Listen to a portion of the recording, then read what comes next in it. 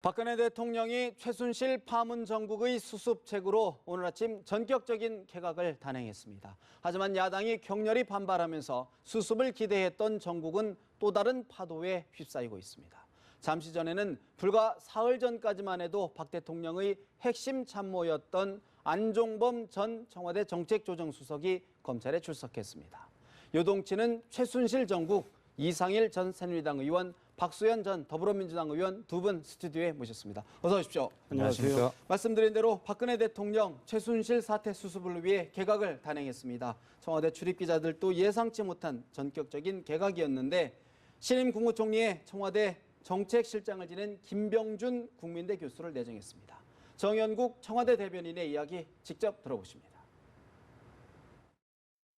신임 국무총리에는 김병준 현 국민대 교수를 내정했습니다. 김병준 신임 총리 후보는 저명한 행정학 교수로서 참여정부 시절 대통령 비서실 정책실장과 교육부총리를 역임하는 등 학문적 식견과 국정 경험을 두루 겸비하신 분입니다. 현재 직면한 여러 난제들을 극복하고 대한민국의 미래를 위해 내각을 탄탄하게 이끌어갈 적임자로 판단되어 국무총리 후보자로 내정했습니다. 경제부총리에는 임종용 현 금융위원장을 내정했습니다. 임종용 내정자는 기재부 1차관, 국무총리실장, 금융위원장 등을 지낸 경제 및 금융 분야 전문가입니다. 현 경제 상황과 금융, 공공 분야 개혁에 대한 이해가 깊어 대내외적으로 어려운 경제 여건을 극복하고 현재 추진 중인 개혁을 마무리하는 데 적임이라고 기대되어 발탁했습니다. 신임 국민안전처 장관은 김병준 국무총리 내정자의 추천을 받아 박승주 전 여성가족부 차관을 내정했습니다. 신임 국무총리 내정자 김병준 국민대 교수, 참여정부에서 청와대 정책실장, 교육부총리를 지낸 인물인데 이 의원님, 네네. 당초 여권에서도 이미 거론됐던 인물이었고 다 예상하는 부분이었는데 청와대가 다소 이른 시점에 전격적으로 교체 카드를 꺼냈습니다. 어떤 보석입니까? 예, 새누리당에서도 잘 몰랐던 모양입니다. 대통령께서는 지금 이제 국정 표류가 지속이 되고 있기 때문에 이 현상을 속히 막고 또 우리 공무원들이 전부 손 놓고 있는 지금 현상이 벌어지고 있어서 이걸 방치할 수 없겠다는 입장에서 아마 김병준 총리 후보자를 지명을 했죠. 이분은 노무현 정부에서 청와대 정책실장 또 교육부총리를 지낸 분으로서 평판이 굉장히 좋고 또 인품과 실력을 겸비한 분으로 알려져 있습니다. 예. 그래서 총리 후보자로서 적격성을 따진다면 상당한 적격이라고 봅니다. 그리고 얼마 전까지 국민의당에서도 비상대책위원장으로 모셔오려고 했고요. 새누리당에 대해서는 지난 5월 새누리당 당선인대에 오셔서 쓴소리도 많이 하셨던 분입니다. 그래서 중립적인 어떤 태도도 취하고 계시고 개혁적인 마인드가 있기 때문에 지금 위기 상황을 잘 극복할 수 있으리라고 생각합니다. 그런데 다만 과연 오늘 타이밍이 적기인가에 대해서 저는 개인적으로 좀 의문이 듭니다. 왜냐하면 청와대 인적 쇄신은 타이밍이 늦었습니다. 그런데 이 타이밍은 좀 빨랐다고 생각합니다. 왜냐하면 거국 내각이 막 거론되던 시점에서 대통령께서 야당과 협의 없이 총리 후보를 지명했기 때문에 지금 야당이 크게 반발하고 있는데 지금 이 비상사태에서는 야당의 도움이 절실한 상황입니다. 야당이 지금 도울 명분을 주지를 못했던 측면이 있어요. 그래서 야당이 강력히 반발하고 있기 때문에 걱정스러운 측면도 있다. 이렇게 김병준 총리 내정자 후보자의 개인적인 측면에서는 훌륭한 자질을 갖추고 있는데 타이밍이 적절했느냐 이런 지적이신데 박 의원님 어떻게 평가하고 계십니까? 예, 이 문제는 그 내정자의 자질이 적절하냐 안 하냐의 문제가 아니라 이렇게 해서는 안 되는 일이죠. 저는 아까 꿈을 꾸는 줄 알았습니다. 국민은 지금 날마다 새로운 꿈을 꾸시는 듯 어리둥절하실 것입니다. 지금 대통령께서 총리를 지명할 자격이 있다라고 그렇게 생각하는 국민이 도대체 누가 계시겠습니까? 오늘 언론의 여론조사 발표를 보면 이제 한 자릿수까지 지지율이 떨어져 있습니다. 오차 범위를 생각하면 거의 0%라고 해도 과언이 아니다라는 분석도 있습니다. 이런 상황에서 국정 동력의 추진력을 대통령께서 잃으셨기 때문에 이제는 의회가 그 국정 동력의 추진력을 가지고 해야 된다라는 것이 모든 국민들의 생각이실 것입니다. 우리 헌법적 권한은 그렇게 구조가 되어 있습니다. 네. 그렇기 때문에 이 문제는 여당, 야당의 문제가 아니라 국회 지도자들에게 대통령께서 상황이 이렇게 된 것에 대해서 국민께 정말 고백하고 사과하시고 그렇게 출발하시면서 이제 제가 수습할 수가 없으니 의회가 중심이 돼서 머리를 맞대달라 요청하셔야 된다고 그렇게 주장을 했습니다. 지금 이상일 의원님 말씀하신 대로 국회는 당연히 그런 요청이 있으실 줄 알고 거국 내각의 여야 간의 의견 차는 좀 있습니다만 네. 그것에 대해서 거국 내각이 됐든 뭐 책임 총리가 됐든 협치 총리가 됐든 이런 총리 추천까지도 국회가 중심이 돼서 하는 구조에 대해서 의심을 하지 않고 있었는데 갑자기 이것을 가서 대통령께서 단행을 하셨단 말입니다. 그렇기 때문에 이것은 야당이 반발하는 것이 아니라 이것은 국회가 반발하는 것이고 또 이건 국민이 이해를 납득을 못 하시는 일입니다. 예. 그렇기 때문에 이것은 아까 어떤 의도가 있는지 없는지는 모르지만 사실은 총리는 장관 임명과는 달리 청문회를 거쳐서 국회 본회의 의결을 거쳐야 되는 상황입니다. 인준을 해야죠. 인준을 받아야 되잖아요. 인준이 안 되고 뻔히 알면서도 이렇게 하시는 이유가 도대체 뭡니까? 청와대에서는요. 청와대에서는 여러 지금 정치적 상황이 굉장히 협의가 안 되고 또 국정은 굉장히 좀 표류하는 상황이기 때문에 내치를 신임 총리에게 전권을 부여해서 실권을 부여해서 국정을 좀 중심을 잡겠다 이런 취지의 아니 그러니까 제가 설명을 드리지만 그렇게 시급한 생각이 들면 국회가 할 수밖에 없는 일을 국회가 빨리 하도록 여건을 만들어 주시는 것이 대통령이 그나마 국민께 염치가 좀 있는 일이지 이렇게 하시면 더 시간이 길어져요. 국정 필요는 더 길어집니다.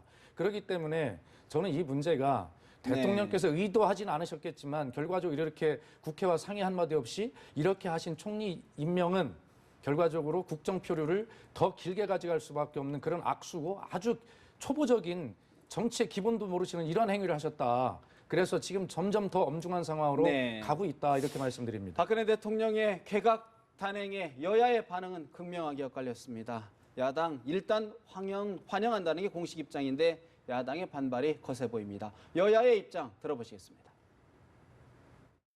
오늘 개각 발표는 정치권이 요구하고 있는 거국 중립 내각의 취지에 맞는 인사로 판단된다. 위기에 처한 국정을 안정시키고 정상화하기 위한 강력한 의지의 표현이라 평가한다. 김병준 국무총리 내정자는 참여정부 시절 청와대 정책실장을 역임하는 등 폭넓은 경험과 안목을 토대로 현 난국을 조화롭고 안정적으로 수습하며 국민적 여망에 부응하는 데도 적임자이다.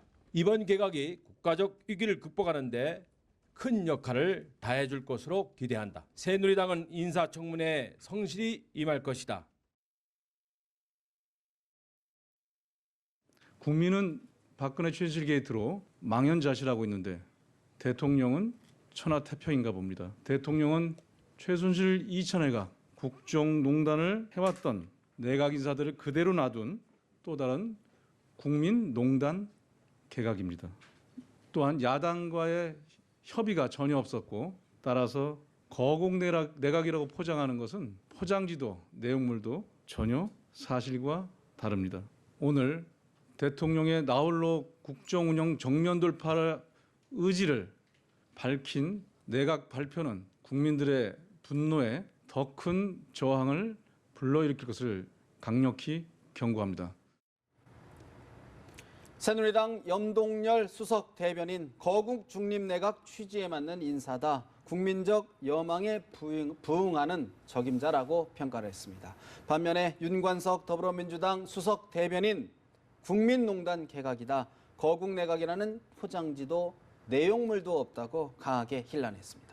이 의원님, 네. 사실 지금 야당의 반발, 아까 말씀 주셨던 것처럼 어떤 협의 절차가 없었다는 데에 대한 반발일까요? 아니면은 개각을 했다는 것 자체에 대한 반발일까요? 어떻게 보십니까? 뭐 개각을 야당이 하지 말라고 한 건 아니니까 지금 사실은 지금 이제 초비상 사태에서 이 난국을 어떻게 수습을 해야 되느냐 사실은 해법은 좀 차이가 있습니다. 그런데 새누리당에서도 거국 중립 내각을 하자고 대통령께 건의를 한 상황이고 다만 야당이 이제 지금 뭐 거국 중립 내각 논의할 때가 아니고 지금은 진상 규명이 먼저이다. 네. 이제 이러면서 좀 논란이 있었는데 대통령께서는 지금 여야 간의 거국 중립 내각을 놓고 이견도 노출되고 있고 어느 정도 합의가 이루어질 가능성이 없다고 판단을 하셨기 때문에 지금 아마 총리를 바꿨을 수도 있는데요. 예. 이 문제는 사실은 총리가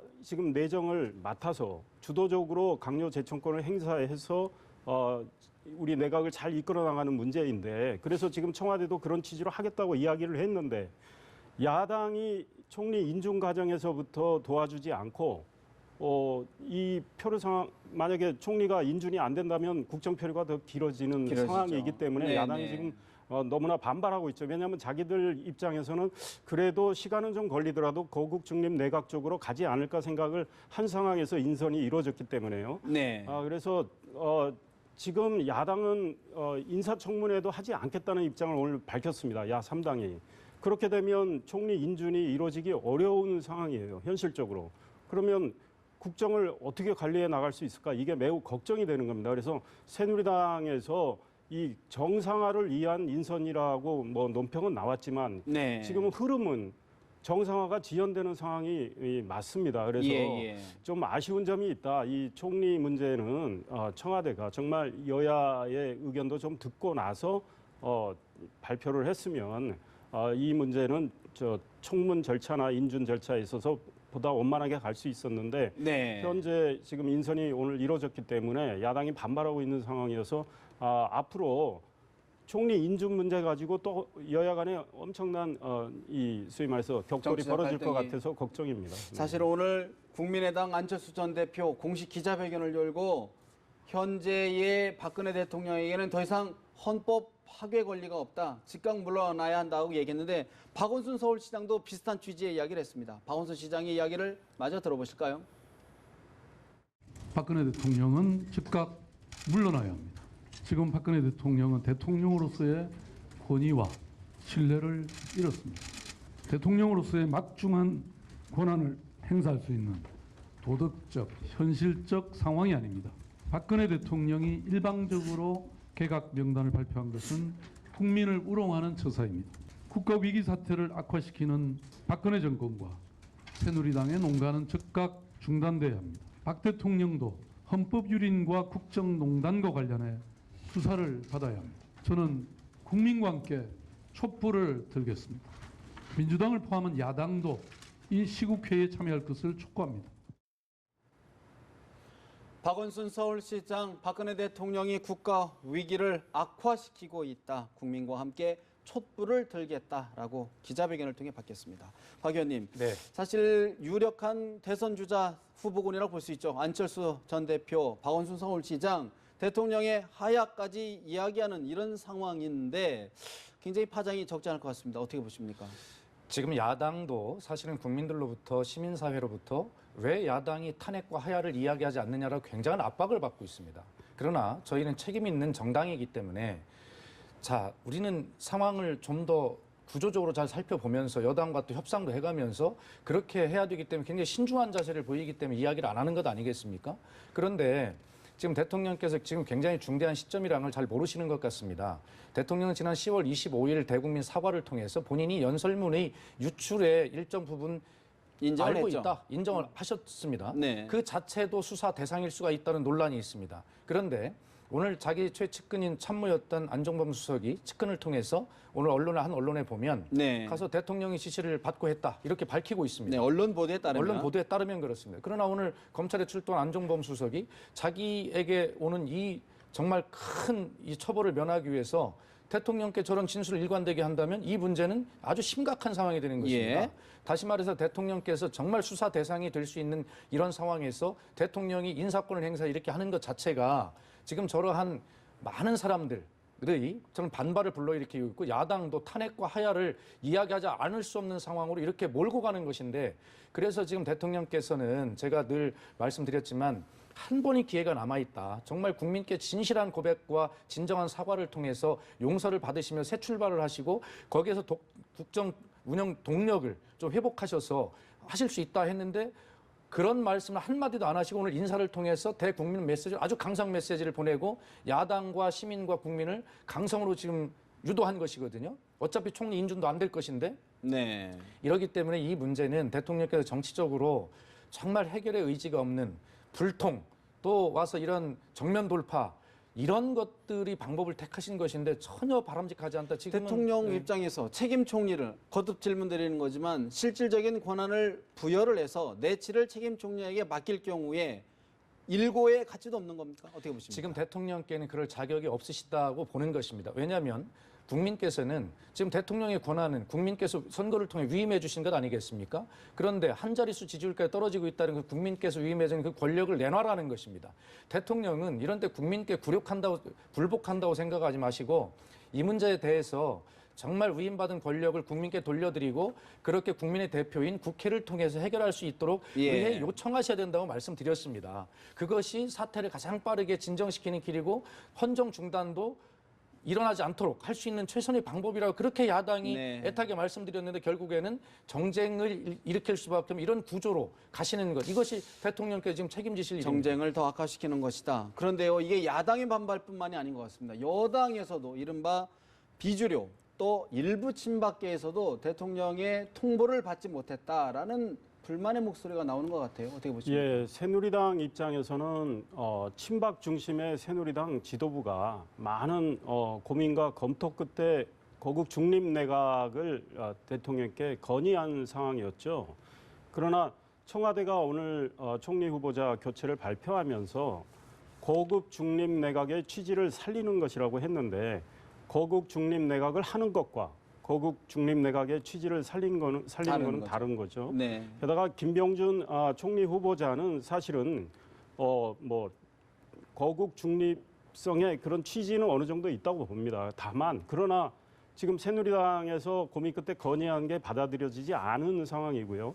그래서 당내에서도 많은 분들은 지금 이 상황을 해결하기 위해서는 정말 여야 간의 협치가 필요하고 그래서 거국 중립 내각을 비록 지금 더불어민주당이 부정적이지만 좀 더 논의해 가면서 어떤 그 해법을 찾아 나가고자 하는 이런 상황에서 이제 인선이 이루어졌기 때문에 당내에서 걱정하는 목소리가 표출되는 거죠. 그래서 이 타이밍이 과연 옳았느냐? 저는 개인적으로 좀 너무 이른 타이밍이었다. 사실은 야당을 지금 자극하는 측면이 있고 야당이 이제 계속 반발하고 있기 때문에 인준 과정에서 지금 막혀 있어요. 그래서 총리 인사청문회도 이루어지지 않고 그러면 인준안을 본회의에 올릴 수 없는 상황. 그러면은 지금 총리가 일을 못하는 상황이 도래할 가능성이 국정혼란이 장기화될 우려가 있다라는 진단이신데 지금 이 시점에서 간단하게 한 말씀 설명을 드리면 제가 계속 설명을 드립니다만 이 헌정이라고 하는 것 두 가지가 있습니다. 헌법상 권리는 대통령과 국회에 있는 것인데 대통령의 이 헌정이 중단될 수밖에 없는 중대한 사고가 있었기 때문에 국회에 요청해달라고 지금 저희가 말씀드린 거 아닙니까? 그래서 국회는 여와 야는 대통령님의 요청을 기다리고 있는 중이었어요. 그래야 거국 중립 내각이 됐든 뭐 책임 총리가 됐든 국회가 논의할 것 아니겠습니까?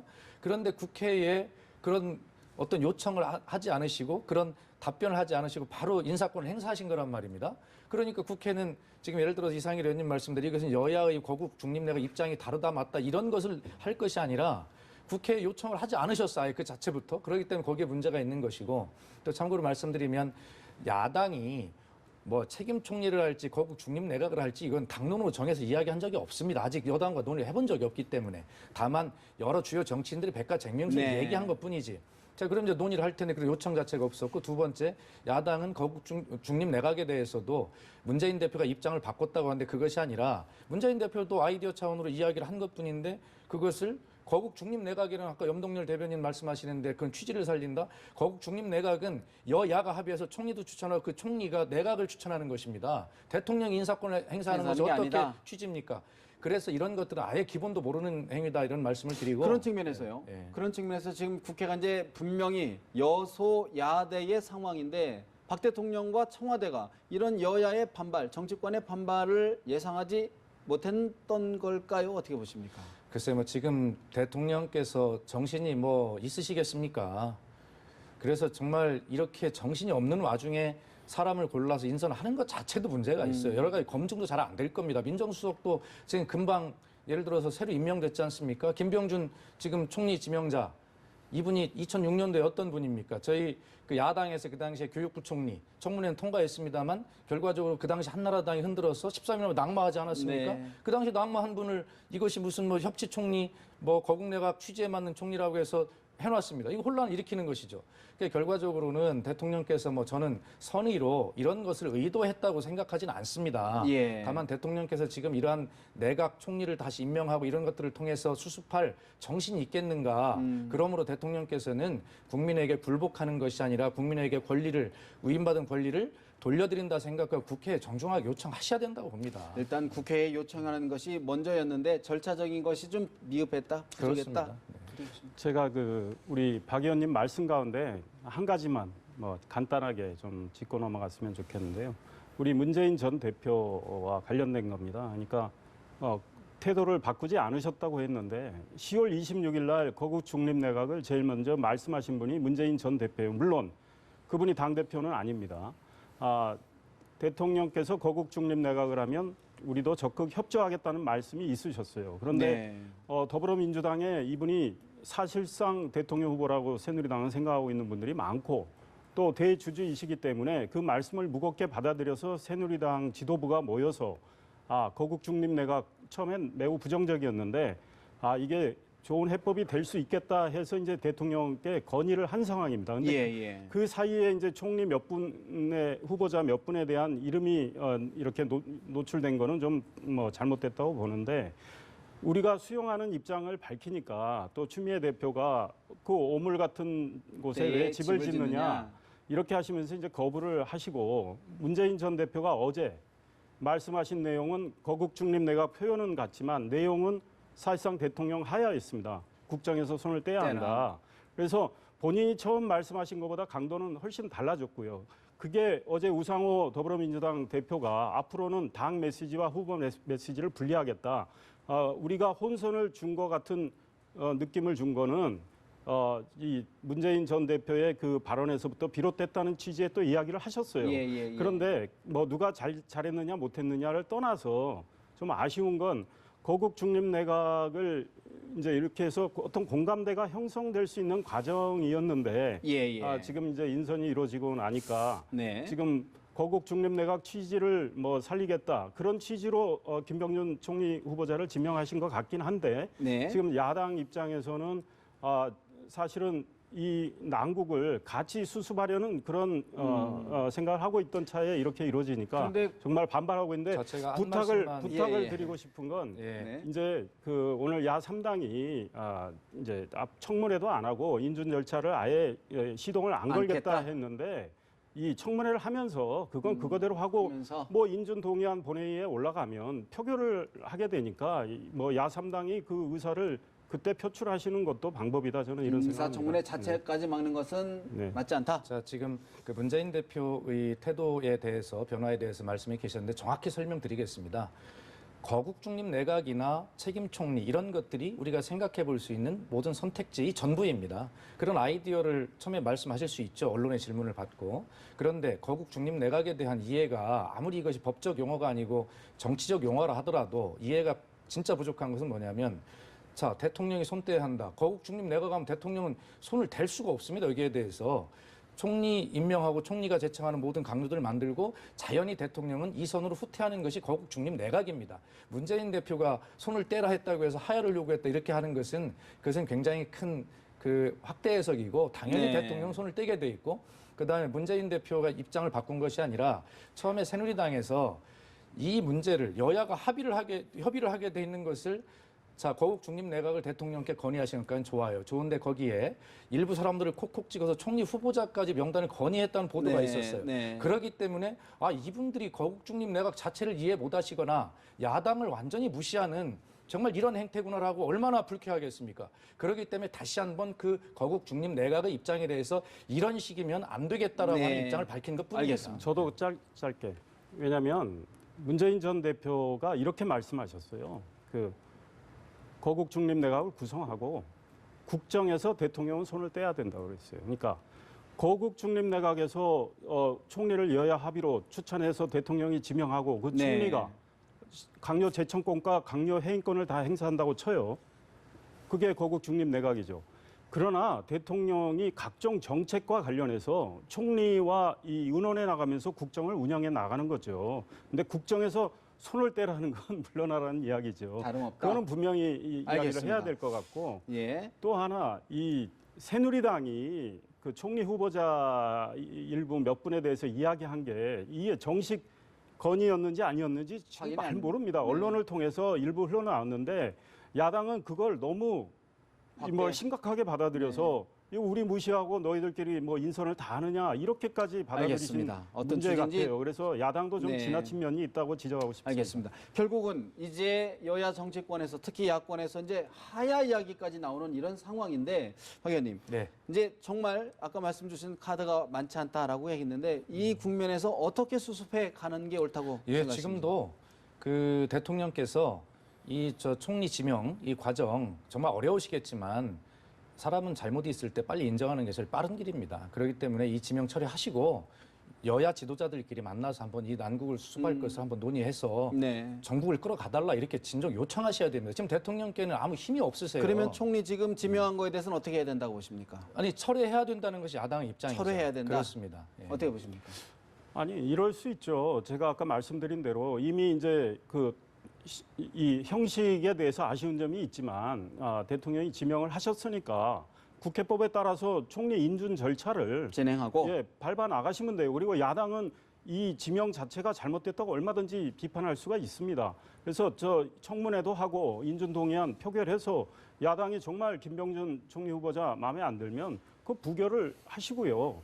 나서 다시 한번 거국내각 논의를 또 할 수도 있는 거죠. 그러니까 김병준 물론 후보자 자체가 마음에 들고 안 들고 문제가 아니라 자격과 권한이 없는 대통령께서 이것을 실질적으로 그렇게 돼 있지 않습니까? 그것을 절차를 무시하고 그렇게 의회와 협의하는 절차 없이 네. 그렇게 독단으로 불통 인사를 이렇게 한 것에 자격- 근본적인 문제가 있기 자격이 때문에 있는지 없는지는 아직 지금 이제- 헌법상 예 그렇습니다. 자격과 권한은 아니 현재는 그러니까 있죠. 저도 그렇게 그러니까. 정치적으로 네. 말씀을 네. 드리는 겁니다. 그것을 가리기 위해서 사실은 오늘 안종범 전 청와대 정책조정수석이 검찰에 출석을 했는데 안 전 수석의 이야기를 듣고 대담 더 이어갑니다. 심통한 심정입니다. 잘못한 부분 책임지겠습니다. 그 기금 모금 관련해서는 본인의 판단입니까? 박근혜 대통령의 지시를 대행한 것입니까? 검찰에서 모두 사실대로 말씀드리겠습니다. 그 재단 출연금 모금은 강제성이 있다고 생각하십니까? 검찰에서 모두 말씀드리겠습니다. 책임진다고 지금 말씀을 하셨는데 법적 책임까지 포함됩니까? 검찰에서 모두 말씀드리겠습니다. 최순실 씨 모른다고 하셨는데요. 지금도 최순실 씨 모르십니까? 네, 검찰에서 모두 다 사실대로 WK 전 대... 안종범 전 청와대 정책조정수석 침통한 심정이다. 잘못된 부분 책임지겠다.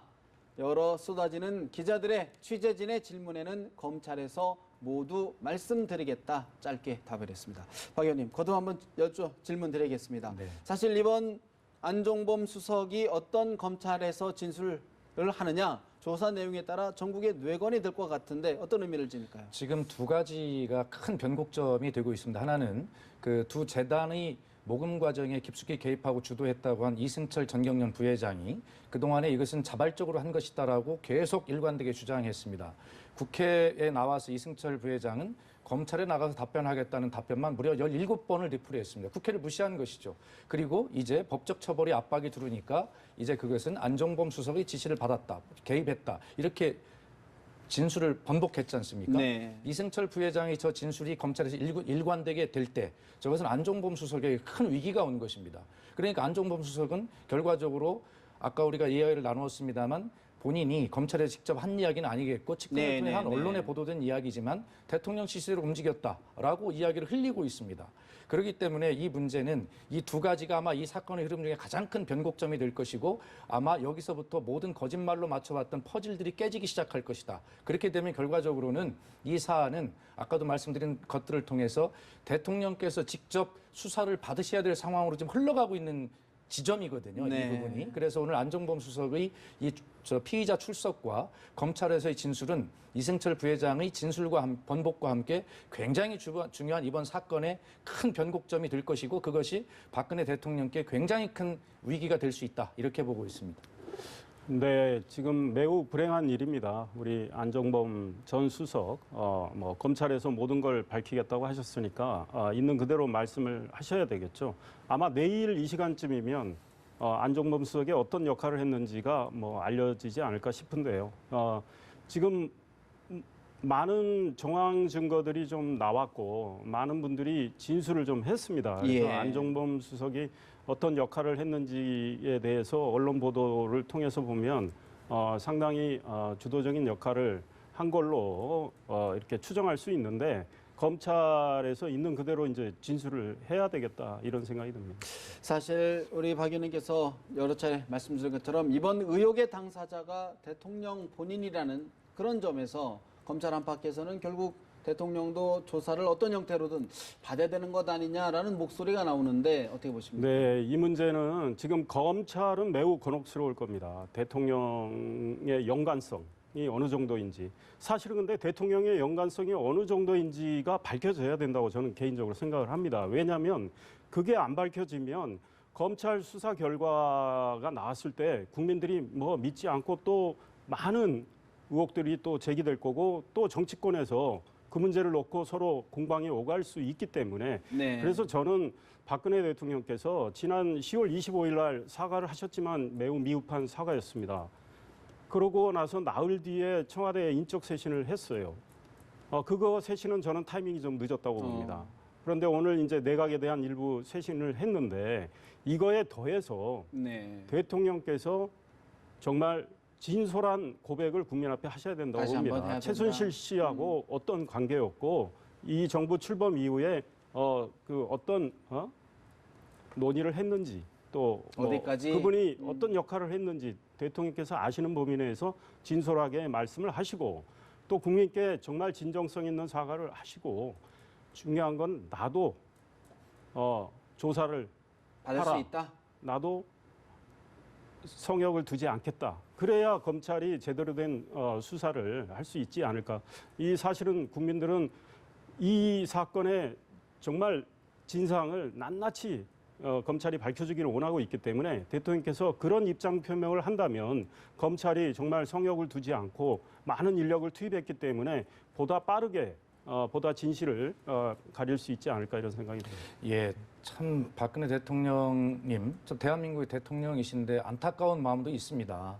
저 측근들을 보면 정말 조윤선 문화체육부 장관은 엊그제 정무수석으로 재직하는 11개월 동안 독대를 한 적이 없다. 또 유일호 경제부총리, 지난 1개월 동안 이 경제가 위부족한데 대통령 독대를 한 적이 없다. 또 안종범 수석 가면서 아직 정식으로 밝혀진 건 아닙니다만 대통령 지시를 받았다. 도대체 이게 대통령의 핵심 측근들이 할 얘기입니까? 정말 대통령을 이렇게 모셔왔단 말이니 정말 이해가 안 갑니다. 그런 측면에서 인간적으로 대통령 안쓰럽게도 그런 생각도 들지만 대통령께서 더 아까 우리 이상일 의원님 말씀대로 이 문제는 대통령께서 용기 있게 저희 국민은 그런데 용서를 잘 해주시거든요. 가서 네. 나를 정말 내가 수사 받겠다라고 해서 대통령께서 이렇게 참모들 폭탄 돌리게 하게 하지 마시고 네. 정말 그렇게 말씀하셔서 빨리 이것을 빨리 정리하고 매듭을 빨리 질 수 있도록 그래서 우리가 민생에 전념할 수 있는 전국을 만들어내는 것 이것이 대통령께서 잘못이 있다면 국민께 용서받을 수 있는 최선의 길이다. 저는 그렇게 생각합니다. 짧게 하나씩만 여쭈고 마무리해야 될 것 같습니다. 지금 최순실 씨 계속 거듭된 검찰 조사의 의혹 대부분을 부인하고 있는 것으로 알고 있습니다. 최순실 씨에 대한 부분은 어떻게 좀 마무리를 해야 될까요? 예, 들어갈 땐 죽을 죄를 졌다고 했던 분이 지금 검찰 수사 과정에서는 거의 전부 모르쇠로 부인하고 일관하고 있죠. 있다는데 정말 우리 국민의 생각이 국민의 분노가 얼마나 큰지를 모르시고 계신 것 같아요. 본인이 지금 모른다, 기억 안 난다, 감춘다고 해서 이 규명이 안 될 사안이 아닙니다. 아니다. 그리고 많은 그와 이제 관계했던 많은 분들이 많은 증언을 하고 있고 입증할 수 있는 여러 자료가 나와 있기 때문에 네. 최순실 씨가 모른다고 해도 그 진실은 상당히 밝혀지리라고 생각합니다. 예, 최순실 씨는 그동안에 대통령이 권력을 이용해서 호가호위하고 누릴 만큼 누렸습니다.